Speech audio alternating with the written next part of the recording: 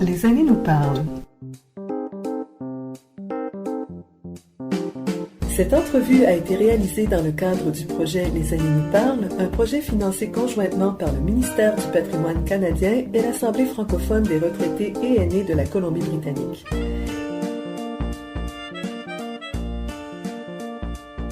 J'accueille le Dr Jacques Vallée, qui est astronome à l'Observatoire du Conseil national de recherche du Canada, grand passionné de bénévolat dans la francophonie de Victoria et aussi fondateur de la radio communautaire francophone de Victoria. Alors, bonjour Jacques. Bonjour Annie.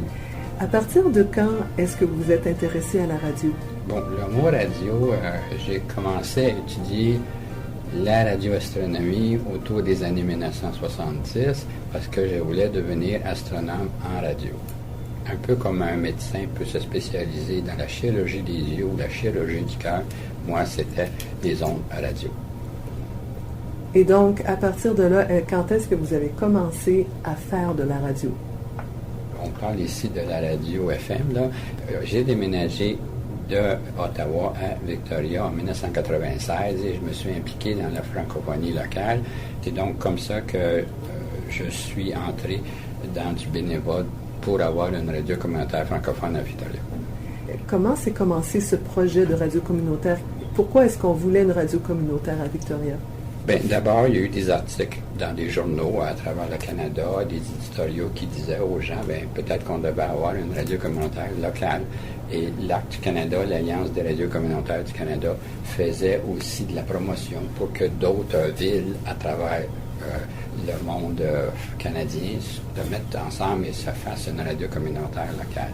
Donc, on s'est dit pourquoi pas à Victoria et on a embrayé avec la Société francophone de Victoria qui a trouvé que c'était une bonne idée et on est parti de là. Donc, on parle de 1999.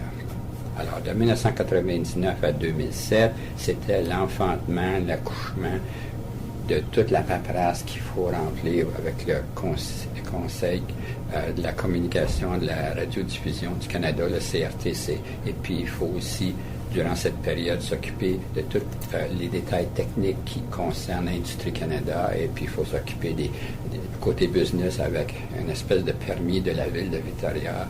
Et puis, il y a Santé Canada qui a son mot à dire et plein d'autres ministères. Santé Canada aussi? Oui, parce que quand quelqu'un va réparer quelque chose, il ne faut pas qu'il soit irradié comme un sandwich dans un micro-ondes. Alors donc, il y a toutes sortes de places à remplir pour certifier qu'on fait bien les choses. Et qui est-ce qui s'est impliqué avec vous dans ce projet-là à la base? Bon, il y a toujours un conseil d'administration et il y a plusieurs personnes. J'en mentionne dans un article que j'ai publié dans BC History parce que là où ils veulent avoir des faits. Il faut dire qu'il y a eu François Béliveau, Jocelyne Fontaine, Benoît Laplante, notre curé, Gérald Montpetit, Jean Raffaelli et moi-même qui étais à l'époque intimement impliqués. Il y a aussi un paquet d'autres bénévoles par la fac qui sont un petit peu moins impliqués, mais qui étaient là quand on avait besoin d'eux autres. On parle ici de Tora Bajard, France Gervais, Bette Dunlop, ainsi que des gens qui étaient payés, donc des employés, Jacques Brunel, Monique Cléban, Yolène Petitclerc-Evans, qui est encore la présidente actuellement, Suzanne Gagnon, Diane Blouin, Mélanie Lebel-Morin, Caroline Magnier, Jason Miro, Robert Calder, Jules Desjardins, qui est rendu à Vancouver en train de présenter la météo sur Radio-Canada, Anne-Marie Breton et Dean Fox. Et quel genre d'émission au départ est-ce que vous présentiez? On peut-tu revenir en arrière? D'abord, de 1999 à 2007, c'était toute la paperasse et on avait des gens qui étaient prêts à nous aider pour qu'on remplisse cette paperasse-là. Et bon, pour ne pas faire ça tout d'un coup, il faut que tu atteignes. Pour lancer, avoir le cinquième certificat, il faut que tu aies eu le 4e certificat. Et donc, c'est tout un effort immense que ça a été de suivre ça. Et malheureusement, il y a eu des bénévoles qui, au bout d'un an, se sont dit, on n'a pas avancé gros, mais c'est ça qu'est la vie. Donc, en 2007, on est rentré en ondes. Et donc, ça, c'était la première période. Il y a une deuxième période qui va de 2007 à 2014, qui est ce que j'appelle l'enfance et l'adolescence. Et là, ça veut dire qu'on commence, mais on n'a pas vraiment rien fait au niveau être en ondes, au niveau préparer des émissions. Et donc, au début, peut-être que si vous nous avez écouté en 2007-2008, nos entrevues, nos choix de chansons étaient plutôt différents de ceux que vous pourriez entendre aujourd'hui. Là. Ça a été un moment de fun, je crois. Et différent comment? D'abord, à cette époque, ça dépend du directeur de la programmation des émissions. On avait eu Gérald Montpetit qui, lui, aimait beaucoup la musique rock. Donc, il a fallu des fois lui dire « Hey, le CRTC dit pour une radio communautaire, tu n'as pas le droit de mettre plus que 80% des chansons soit de la musique rock. Il va falloir que tu mettes d'autres choses comme la musique classique, la musique jazz, mais il ne faut pas que tu dépasses 80% de chansons dans le rock. Là. Tu ne peux pas avoir une station rock 100%. Parce que les stations... le CRTC vise à ce que chaque station ait une identité propre. Si tu écoutes toutes les stations du Grand Victoria, il y en a un, c'est du soft rock, d'autres, c'est du hard rock, d'autres, c'est du musique de jazz, musique de lounge. Et donc, chacun doit avoir son créneau et donc attirer un certain type d'auditoire. Et la radio communautaire, il faut que tu aies de la musique dans chacune des 36 types de musique.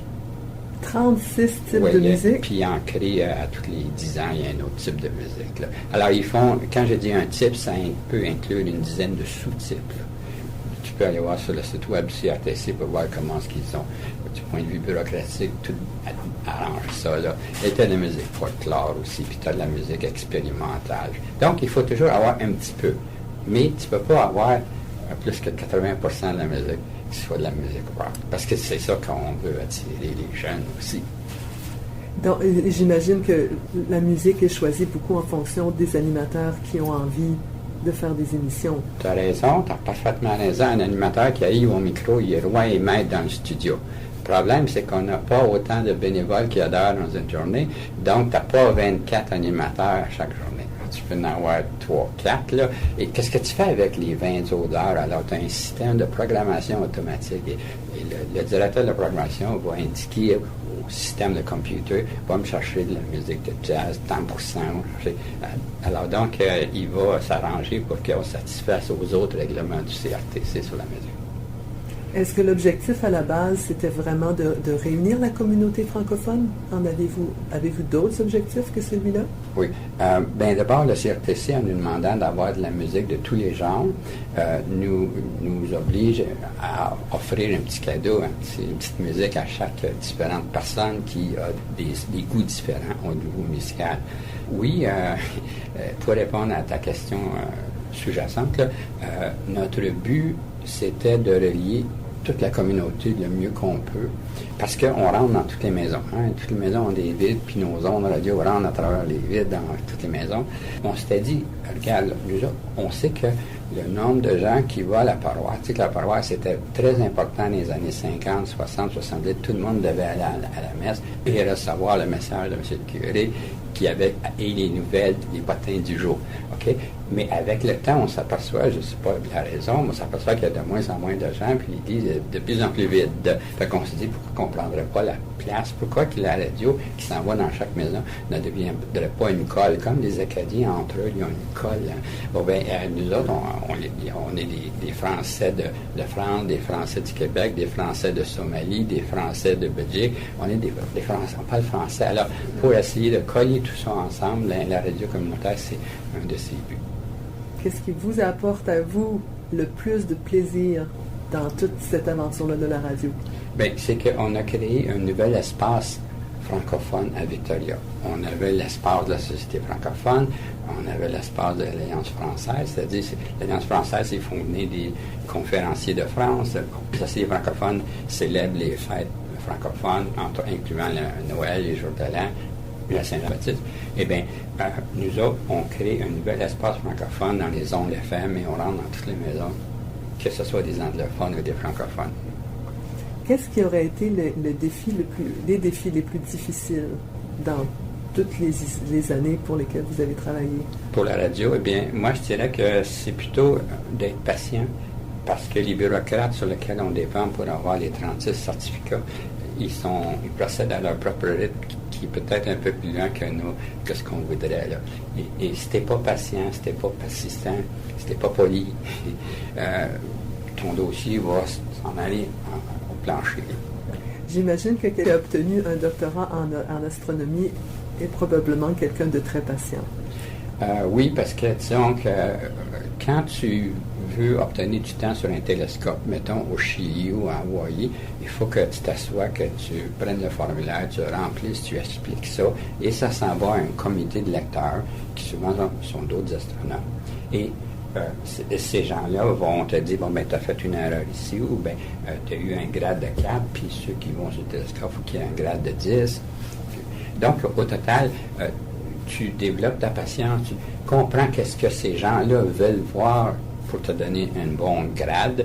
Et voilà, ce sont des expériences que tu peux te tourner de bord et dire, bon, ben là, il me faut 30 000 piastres de patrimoine canadien pour faire une étude de marché, parce que le CRTC veut une étude de marché. Donc, tu apprends comment écrire pour la personne qui va lire ça, pour le bureaucrate qui va lire ça, et qui va te dire, oui, Monsieur Vallée, voici le 30 000 piastres. Et est-ce qu'il y a d'autres organismes qui subventionnent la radio communautaire ou c'est seulement Patrimoine Canada? Pour les francophones hors Québec, c'est surtout Patrimoine canadien qui va te donner l'argent dans les 8 premières années pour bâtir tous tes instruments, pour aller chercher tous tes certificats. Mais après ça, une fois que tu es en ondes, il y a un autre organisme qui s'appelle le Fonds canadien de la radio communautaire, qui lui va te donner de l'argent après compétition, il faut que tu gagnes la compétition, pour que tu fasses certains types d'émissions, comme une émission pour les personnes âgées, une émission pour les jeunes. Donc, eux autres, une fois que tu as tout ce qu'il faut, puis tu es déjà en ondes, tu as ton permis d'émettre, ils vont prendre le relais pour un certain temps pour t'aider. Et est-ce qu'il y a eu des grands moments? Bien, le moment où tu as tourné la switch à Camosac Manor, qui est notre antenne, et puis ça a marché du premier coup, là, on était très contents. Ça, c'était un très bon moment. Après 8 ans de paperasse, courir après les certificats, ça, c'était mon meilleur moment. Tourner la switch, puis ça marche tout. Comme j'étais à l'école secondaire, j'avais acheté un kit. Tu pouvais recevoir 1000 morceaux que tu mets ensemble et ça va te donner une radio, AM/FM. Et j'ai tout fait ce qui était dit, puis j'ai tout bien fait les soudures. Puis quand j'ai tourné la suite, ben ça a marché, puis là, j'étais vraiment content. Il y avait 1000 morceaux? Il y en avait pas mal, je ne sais pas le nombre exact, là, puis de la soudure, il fallait tout tu mettre ça ensemble. Tu avais un manuel d'instruction, là, mais si tu fais mal ta soudure, tu vas mettre 2 circuits électriques ensemble qui ne devraient pas l'aider. Et ça marche pas. Et qu'est-ce qui reste à faire maintenant avec la radio francophone? Bien, continuer à augmenter notre auditoire. Aussi, il nous faut vraiment trouver des commerçants locaux qui vont payer pour mettre leurs annonces sur nos ondes. Alors, il faut qu'on devienne plus autonome. Il faut qu'on ait plus d'argent venant des commerçants locaux et moins d'argent du gouvernement fédéral. Si vous imaginiez la radio francophone communautaire de Victoria dans 50 ans, qu'est-ce qui serait différent? Bien, moi, je la vois s'étendant de plus en plus. Comme là, on tire un certain wattage, on peut couvrir Saanich, on peut couvrir Metchosin dans ce coin-là. Mais essentiellement, moi, ce que j'aimerais, c'est qu'on émette 2 fois plus de wattage pour aller englober complètement Sydney et Sault. Et vous avez combien d'auditeurs à peu près en ce moment? On n'a pas fait d'études de marché nous-mêmes parce que ça coûte 20 000 $. Et puis c'est comme jeter cet argent-là quand on en a beaucoup de besoins. Mais il y a d'autres organismes qui ont été payés par l'Arc du Canada pour savoir combien est-ce qu'il y a de gens qui nous écoutent et ils ont trouvé qu'on avait une très bonne cote. Je ne me souviens pas des chiffres. Et de quoi est-ce que vous êtes le plus fier avec tout ce travail, toute cette aventure de... Bien, c'est que de plus en plus de gens nous écoutent, mais aussi on a ouvert un espace extra que n'ont pas les gens de Vancouver. Il n'y a pas de radio communautaire francophone à Vancouver. Donc, ici, on est en avance sur nos amis de Vancouver. On est en avance on est la seule radio communautaire dans une ville de la Colombie-Britannique en français. Et donc, c'est vraiment quelque chose que les autres ont mordu la poussière. Je sais qu'à Vancouver, ils ont essayé à 2 reprises Ils n'ont jamais été capables de passer à travers 9 ans pour la paperasse bureaucratique, pour pouvoir avoir tous les 36 certificats pour aller en Donc, c'est vraiment quelque chose qu'il faut remercier les bénévoles de Victoria d'avoir été patients, polis, persistants pour passer à travers cette première période d'enfantement. Un vrai travail de persévérance. Oui, on oublie ça facilement, là, mais c'est pour ça que je pousse là-dessus. Mais c'est pour ça qu'il n'y en a pas d'autres radios communautaires à Vancouver ou à Nelson ou à Kamloops ou à Nanaimo. Merci pour le beau travail, Jacques Vallée. Oui. Je voudrais dire que j'ai déjà été remercié par la Fédération qui m'a donné le prix Napoléon Garot, la Fédération des francophones de Colombie-Britannique, pour tout ce travail d'avoir créé cet espace francophone sur les ondes FM dans une ville de Colombie-Britannique. On peut nous rejoindre sur l'Internet, CLSFM.ca, et vous cliquez sur le petit micro et vous allez nous entendre très bien. Merci beaucoup, Jacques Vallée. Merci, Annie.